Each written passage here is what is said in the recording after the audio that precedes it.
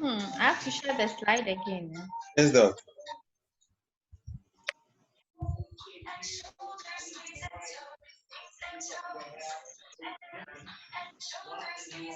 Kosia. I'm making them.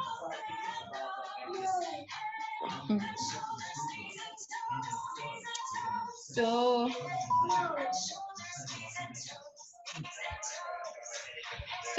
I was talking about the high fat diet. So when you're taking a high fat diet, it causes a lot of it to be converted to bile, which is stored in the gut.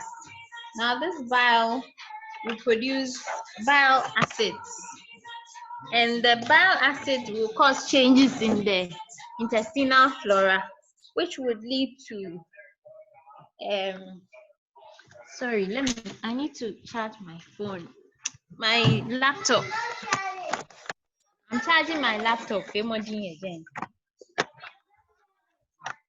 Okay.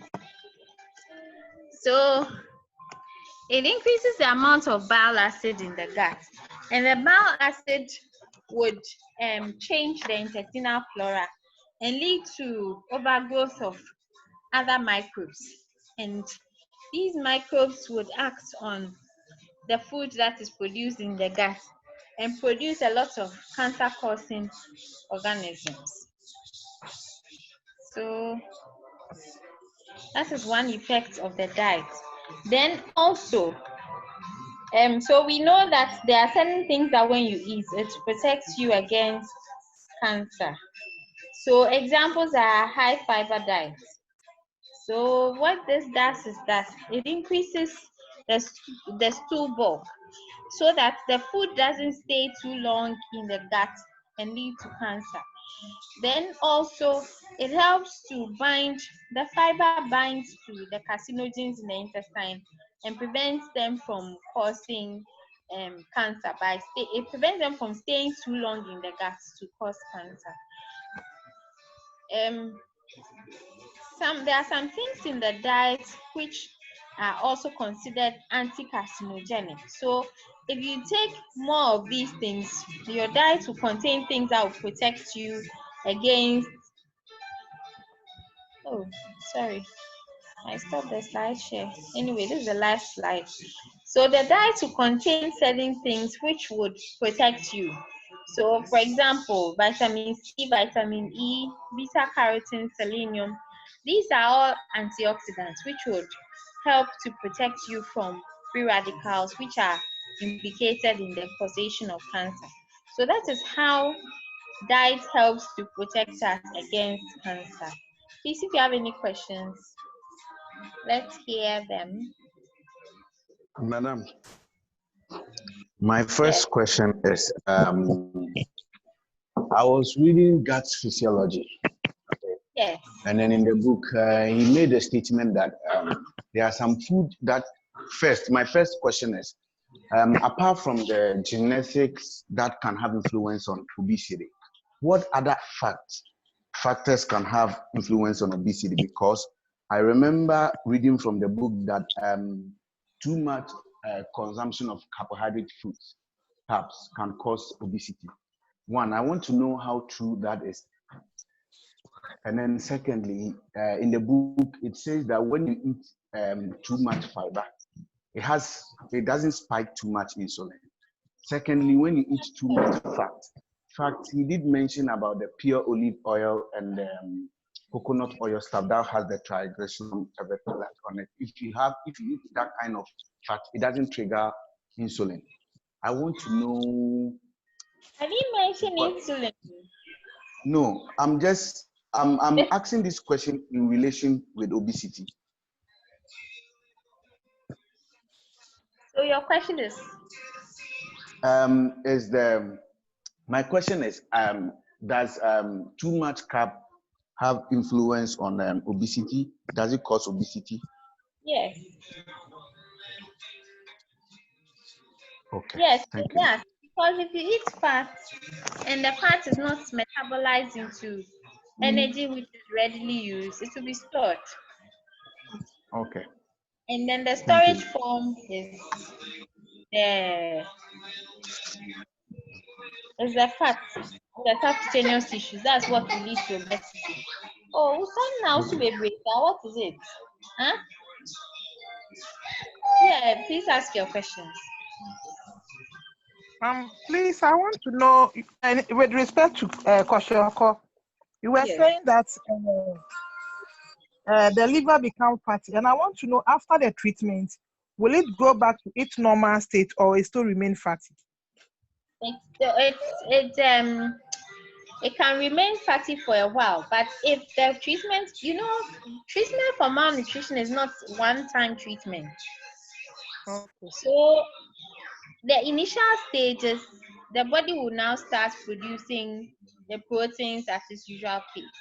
And so it will take some time, but it will go back. Treatments for malnutrition can even take years, because this is something that has happened gradually over the course of time. Yes. Yes.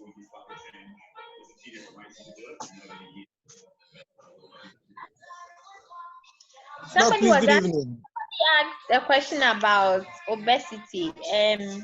I also want to add that for somebody to become obese, it means that the intake far outweighs the output. So the output is in the form of exercise, and the intake is in the form of food. So whenever you have a situation where you eat more than you exercise, then you become obese. But however, genetics also has a role to play. So there are some people who have a low metabolic rate, so they don't need that much food to do the activities that everybody else does. And so for such people, when the least thing they eat, it goes to be stored as fat, because their body needs a very little amount of energy from the food they eat, then the rest becomes stored.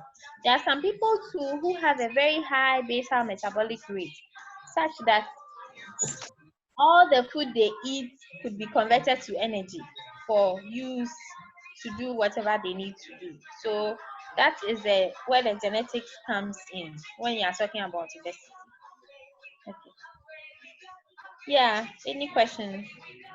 Please, I want to know whether aging has something to do with obesity. Then when some people, when they are aging, that is when they are putting more weight. So the link is that with aging, there's little or limited physical activity, and that is what causes the obesity.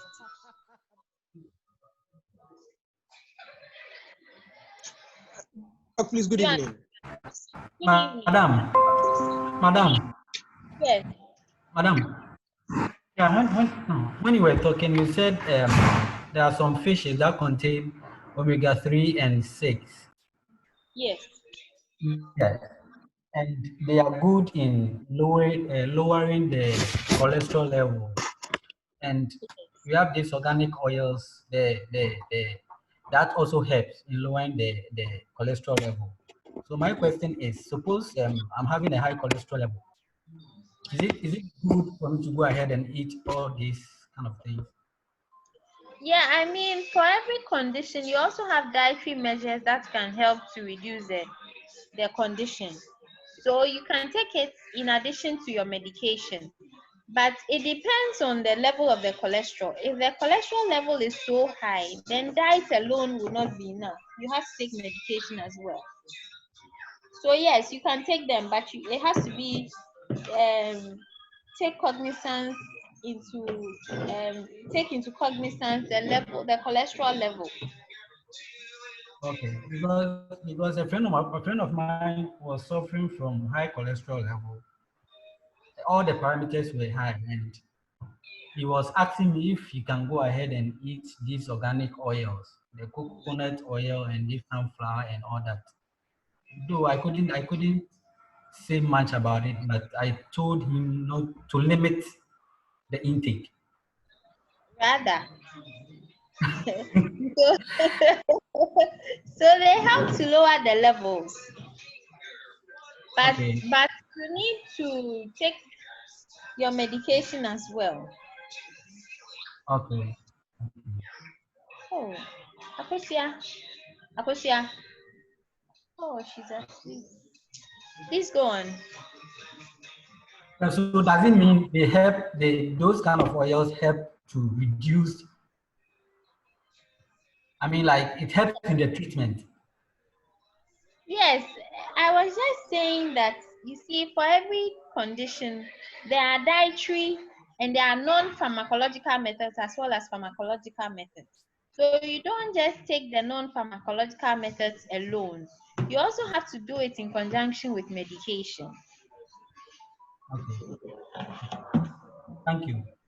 All right. Any more questions? Doc, please, good evening. Good evening. Original Chef to Kabarati on the mic. Doc, please, my question is, you were talking about intake or input being indirectly proportional to the output when in terms of obesity. Now, there are certain outputs that we do that helps us gain weight, i.e. going to the gym, lifting metals.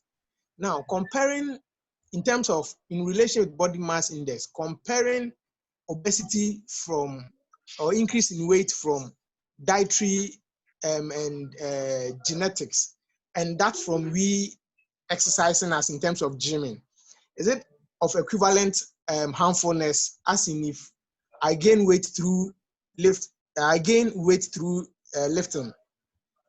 If which you're, will definitely increase my.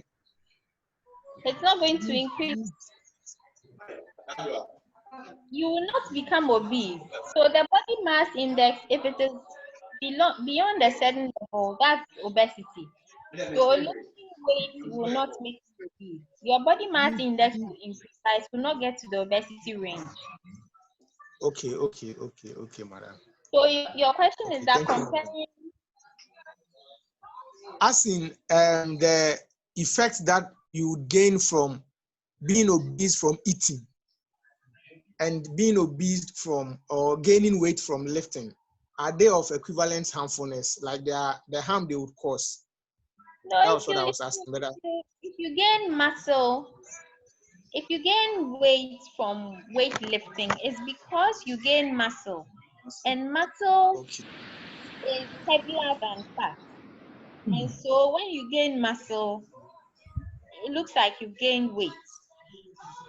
But that is healthier. So you will not have any adverse health effects compared to obesity with all the effects that we stated.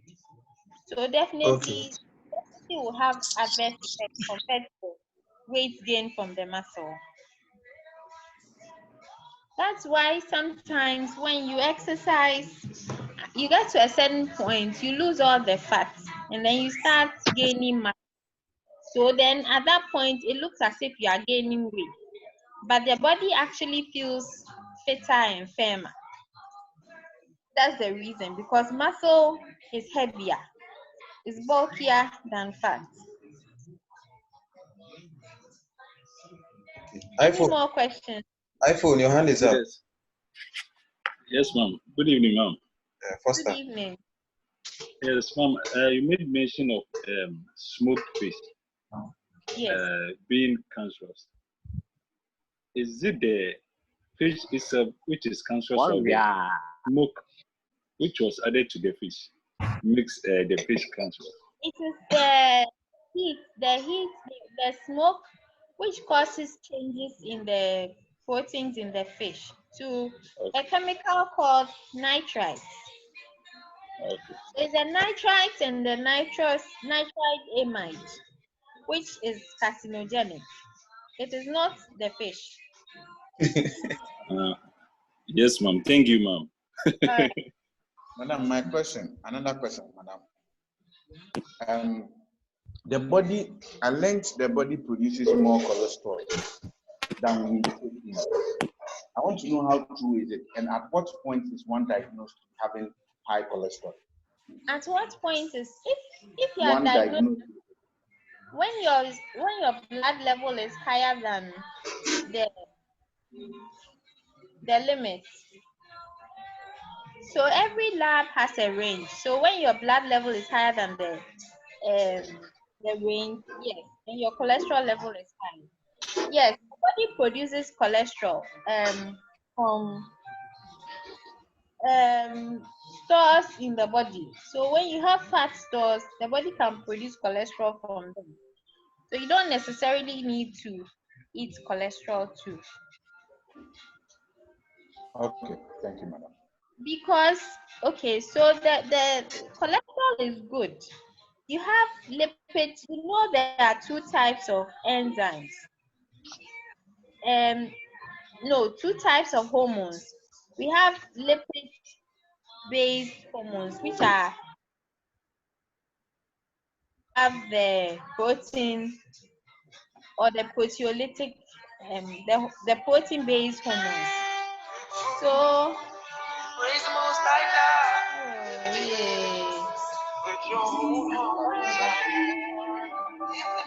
so the cholesterol in the body, it helps us to produce these steroid hormones. So examples of steroid hormones are cortisol, androgens, estrogen, progesterone. Okay, these are cholesterol hormones that we need cholesterol to produce. These are steroid hormones that we need cholesterol to produce. And that is why, if you remember, I was saying that patients who have anorexia, they have low estrogen level because they have little cholesterol stores. And I was also saying that one of the effects of obesity is excess estrogen or high levels of estrogen, which can predispose to cancers associated with high estrogen levels. So, for example, breast cancer and endometrial cancer. I hope you are okay. So, actually, because the body produces cholesterol, you don't need to eat the cholesterol in any form. Okay, thank you. Thank you very much, madam. All right. Any more questions? Any other Are question? we all? Madam, I prefer is asleep, so I think to appreciate. Yeah, she just. So I think that's why she was crying so much. She was just feeling sleepy. Oh, okay. Yeah, today you come to class and you sleep. You do not Just type. like. So please, I hope you are reading, because the way it is looking, you definitely have your exam. We are trying, though. We are trying. No. It's I mean, Madam, you are scaring us. You are scaring us. Why should the stereo? Hey, Madam, we are praying. We are praying. Corona, very. Madam, we are in Kawakuma. It will be unfair for us to come to Kapu to write the exam. So madam, madam, are you saying it's highly possible we are coming back to school to write the exam? Oh, no. How can we come? Tomorrow, okay, so let me say what I said at the beginning for the sake of those who joined late. Tomorrow we have a faculty meeting on campus at 10 a.m. So I'll go and listen to the school's position. But today I listened to the Minister of Education, his press briefing at 9. And what I gathered from it was that the final years across board, so all universities, teacher training colleges, nursing training, SSC, JHS, whatever, they are going to school from the 15th of January of June. Then the rest will follow suit later on. But the way I'm seeing it, they will probably take like a month or two. So I'm thinking that school has to be in the next weeks. So as for the exams, you can easily write the exams because we can even do the social distancing. No, madam, no, we can't. Social distancing come inside, Madam Yapacho. We want our old normal sitting arrangement. No. You want it like that? No. We use. Madam, wait. Madam, for exams alone, we will contract corona, please. Well, so I'm going to listen to what the university has to say, and then Madam,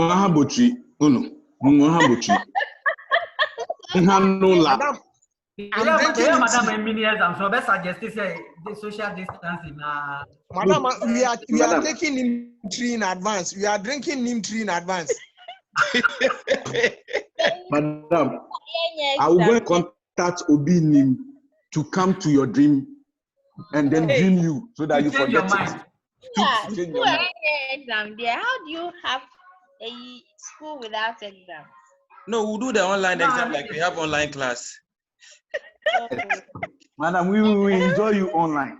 It's fair. They've developed a phobia for school. They've developed a phobia. Now they are used to having online things. So gradually, school phobia. Gradually, we'll come into school. But you, for now, you give us the online exams. Online, they are Holy Ghost. And then we pass on to Dr. Maria Daye. Dr. Maria Daye. Memano, she's an adjoint. Memano, social